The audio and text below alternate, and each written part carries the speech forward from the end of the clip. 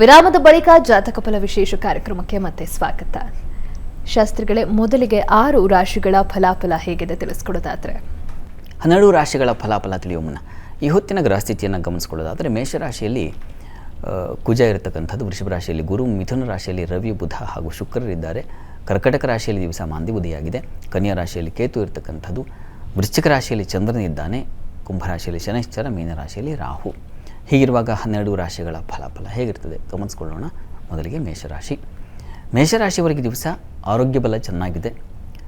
ಈ ದಿವಸ ಬಂಧು ಮಿತ್ರರಲ್ಲಿ ಸ್ವಲ್ಪ ಮನಸ್ತಾಪ ಬಂದುಬಿಡುತ್ತೆ.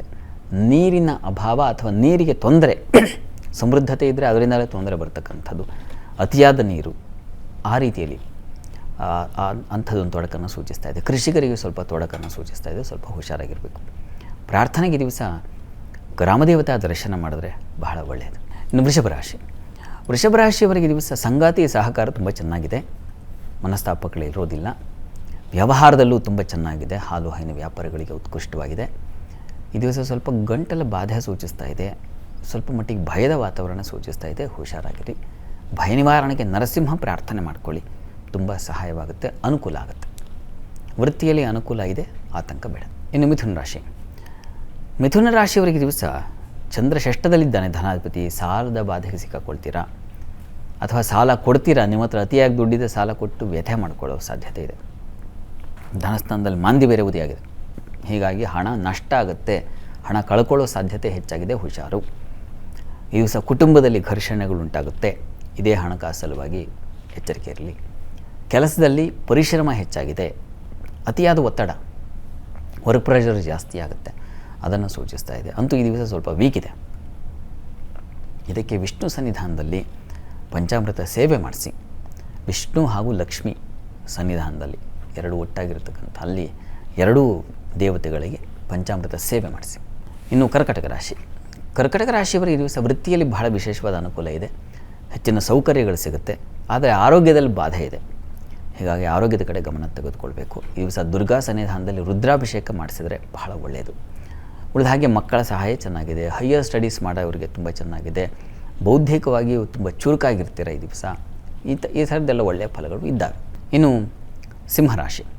ಸಿಂಹರಾಶಿಯವರಿಗೆ ದಿವಸ ಬಂಧು ಮಿತ್ರರ ಸಹಕಾರ ತುಂಬ ಚೆನ್ನಾಗಿದೆ. ಕ್ಲೋಸ್ ಫ್ರೆಂಡ್ಸ್ ನಿಮಗೆ ತುಂಬ ಇಷ್ಟವಾಗ್ತಾರೆ, ಅವರಿಂದ ನಿಮಗೆ ಸಹಾಯ ಸಿಗುತ್ತೆ. ಕೆಲಸದಲ್ಲೂ ಅಷ್ಟೇ ಹೆಚ್ಚಿನ ಅನುಕೂಲ ಇದೆ, ವೃತ್ತಿಯಲ್ಲಿ ತೊಡಕಿಲ್ಲ. ಆದರೆ ಅನಗತ್ಯ ವ್ಯಯ ಇದೆ, ಕಾಲಿನ ಬಾಧೆ ಸೂಚಿಸ್ತಾ ಇದೆ. ಕಾಲು ಎಡುವುದು, ಬೀಳೋದು, ಗಾಯಗಳಾಗೋದು ಇಂಥದ್ದು ಸಾಧ್ಯತೆ.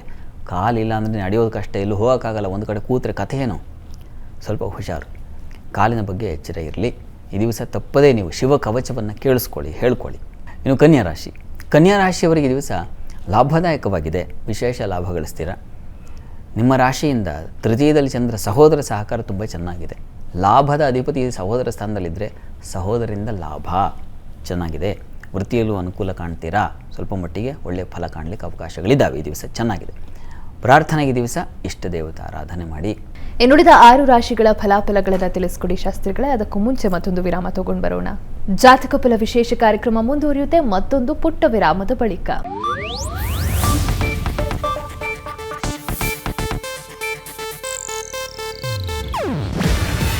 ಇದು ಏಷ್ಯಾನೆಟ್ ನ್ಯೂಸ್ ನೆಟ್ವರ್ಕ್ ಪ್ರಸ್ತುತಿ. ನೀವು ನೋಡ್ತಿದ್ದೀರಾ ಏಷ್ಯಾನೆಟ್ ಸುವರ್ಣ ನ್ಯೂಸ್.